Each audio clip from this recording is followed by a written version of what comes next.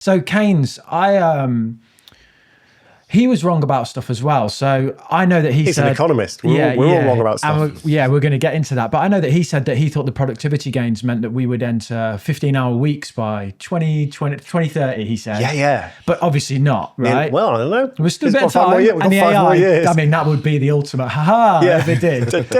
But what it seems to me is that like he underestimated the human thing of we like to work. And we find a way to fill the gaps. So that essay it's called Economic Possibilities for Our Grandchildren. It was written in 1930. So that's why he had this 2030 deadline in mind. He's basically like, think about what might happen a century hence.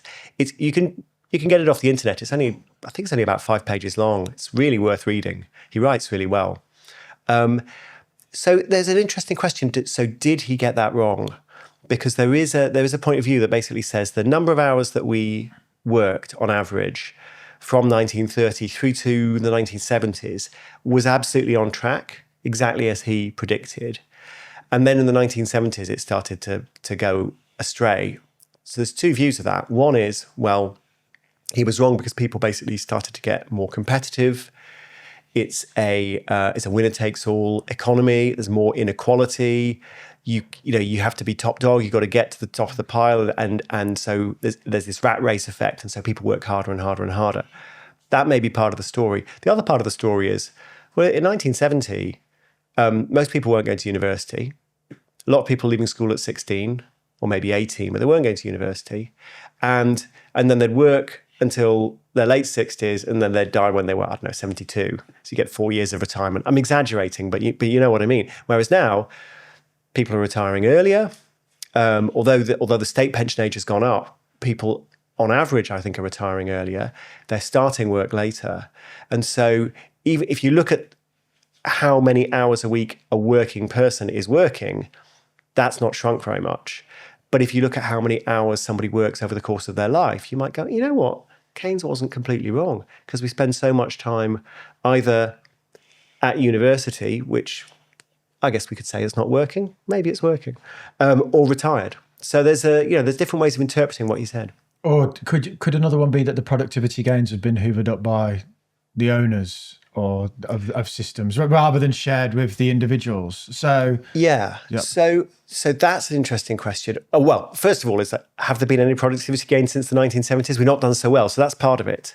Like the real productivity boom was between 1920 and 1970, and then since 1970, it's been a bit disappointing. So that's part of the story. But I think if you try and figure out where the gains have gone, my reading of the evidence, and it's not something, I'm not an expert in this, is that it's mostly gone to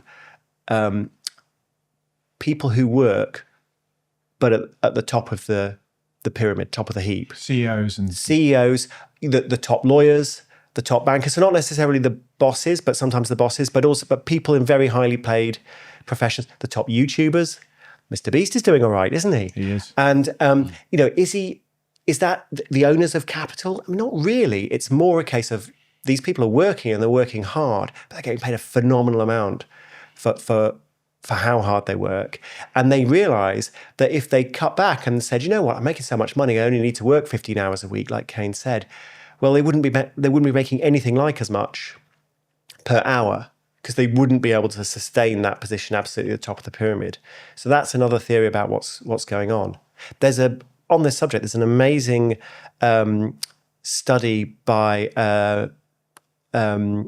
Claudia Goldin, who's one of the top female economists. Sadly, still one of few female economists. It's a very male-dominated profession. So Claudia Goldin, one of the things she studies labour markets, and one of the things she studies in labour markets is the gender pay gap. And one of the claims she makes is that if you have these kind of, she calls them greedy jobs. So a greedy job is a job where like you've got to work 60, 70, 80, 100 hours a week. And if you're working 35 hours a week, you can't do the job at all. You just can't get ahead at all. And she says that those jobs are, for obvious reasons, because of where the childcare burden tends to fall. The greedy jobs tend to be dominated by men, and the greedy jobs tend to be where the really high... Investment banking. Yeah, the investment banking, for example. But she says there are examples of quite high paid jobs that aren't greedy. They're not super high paid, but for example, a pharmacist. So pharmacists, you can work 5 hours a week as a pharmacist. You can work 20 hours a week. You can work 50 hours a week. Basically, it's the same pay per hour because it's quite a modular job. And you can just you can sort a pharmacy out so that you've got like one person doing a job, or two people splitting the job, or 5 people splitting the job. And she says loads of women are pharmacists and get very well paid. So it's partly about the job design, and can we design jobs to be less greedy? That might help to fix the gender pay gap. But also, if we had jobs that were less greedy, we might start living in the world John Maynard Keynes imagined, and more of us might be working 15 hours a week because it would be enough. That was a clip from our full-length conversation with economist Tim Harford. If you want to check out the full thing, you can watch it right here.